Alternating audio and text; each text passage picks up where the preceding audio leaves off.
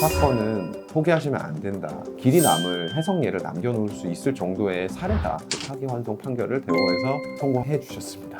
서울 중랑구의 빌라 3층에 살던 세입자 A씨는 2022년 2월 전세 계약 만료를 3개월 앞두고 아래층에 살던 집주인 B씨로부터 계약이 끝나면 집을 비워달라는 통보를 받았다. 세입자가 위층에 있어 자신이 옥상을 이용하기가 불편하다는 이유에서였다. 이에 세입자 A씨는 임대차 계약 갱신을 요구하였으나 집주인 B씨는 A씨에게 본인이 직접 살 것을 통보하여 갱신 거절 의사를 재차 통보했고, 처음에는 본인이 거주하겠다고 하였으나 자신의 손자가 살 것이라며 말을 바꾸면서 임대인과 임차인 간의 법정 싸움은 시작되었다. 네, 안녕하세요. 저는 이윤우 변호사라고 합니다. 뵙게 돼서 반갑습니다. 이 사건을 의뢰해준 의뢰인은 제가 과거에 한 언론사에서 인터뷰한 기사를 보고 오셨는데요. 당시 기사에서 꺾이지 않고 끝까지 노력한다라는 그런 글귀를 보시고 찾아오셨고 저에게 이 사건을 의뢰하게 되었습니다. 이 사건 사안은 사실 누구에게나 일어날 수 있는 일이기도 한데요. 저희가 임대차 계약을 체결하게 되면 임대차 기간을 정하게 되잖아요. 이 사건 사안에서 의뢰인 또한 임차인의 입장에서 좀 더 살고 싶어서 갱신 요구를 했지만 임대인이 실거주 목적으로 그 갱신 요구를 거절한 사례였습니다. 우선적으로 주택임대차보호법의 입법 취지 자체 이렇게 규정하고 있습니다. 이제 주거 안전을 보장한다라는 의미를 부여하고 있기 때문에 기본적으로는 임차인의 권리를 조금 더 보호하고자 만든 법이라고 할 수 있습니다.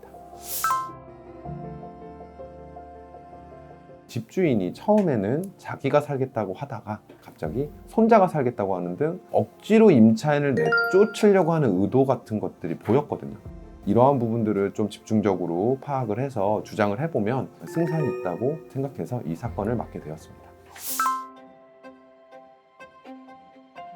이 사건 쟁점은 이제 주택임대차보호법 제6조의 3에서 임차인에게 갱신 요구권을 부여하면서도 어떠한 일정한 조건 아래서 임대인에게 갱신 요구 거절권을 인정하고 있는 이 법조항 해석 문제였는데요. 사실 이 해석 문제에 대해서 지금까지 대법원에서 해석예를 낸 적이 없어서 논란이 되는 부분이 있었습니다. 이렇게 된 이유는 임대차 계약이라는 특수성 때문인데, 임차인 같은 경우는 아무래도 이제 주거에 대한 문제들이 있기 때문에 그런 위험들에 노출이 돼 있어서 대법원까지 사건을 끌고 갈 수가 없었기 때문에 의뢰인뿐만 아니라 저 역시 이제 패소의 압박을 많이 느꼈었습니다.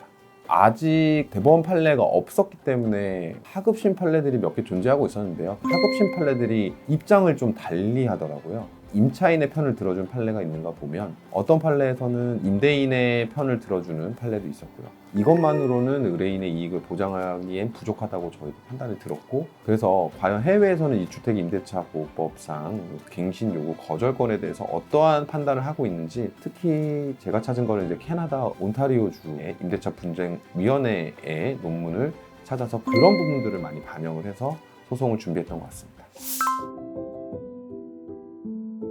이 캐나다 온타리오주의 임대차 분쟁 조정위원회에서 판단 내리는 조건들, 이런 것들이 저희 주택임대차보호법과 매우 유사하고 그런 것들을 발견할 수 있었습니다. 처음 이 논문을 접하게 됐을 때 영문으로 적혀 있었거든요. 그래서 제가 영어에 그렇게 자신이 있는 편은 아니어서 파파고 등도 이제 돌려봤는데 제대로 되지 않다가 어떻게 운 좋게 번역본을 찾게 돼서 그 번역본으로 굉장히 큰 도움이 됐습니다.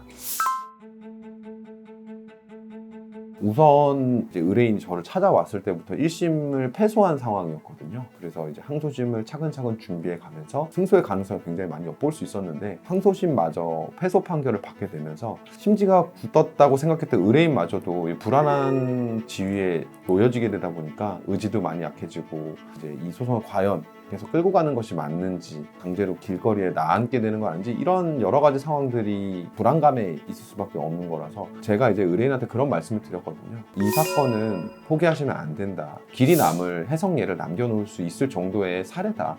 포기하지 마시고 저를 믿어달라라고 좀 요청을 드렸었습니다. 솔직하게 말씀드리면 저는 한 80% 이상의 승소를 좀 예상을 했었거든요.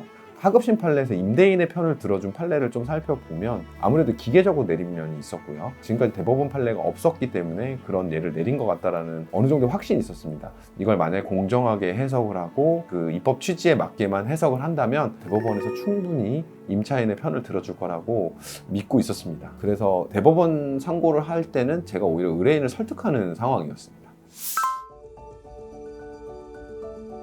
정말 그 판결 선고 날에 판결 언제 뜨는지 계속 클릭만 하고 있었거든요.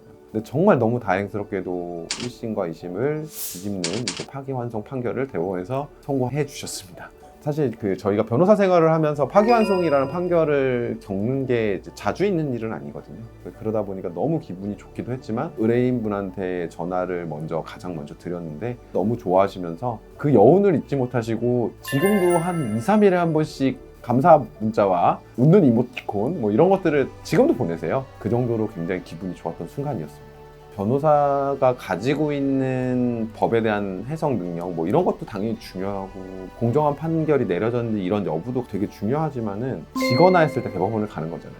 근데 그런 졌던 상황에서 불안감 속에서 진행을 해야 되는데 거기에는 무엇보다 이제 의뢰인과 변호사 간에 일치된 꺾이지 않는 마음이 되게 중요한 것 같습니다.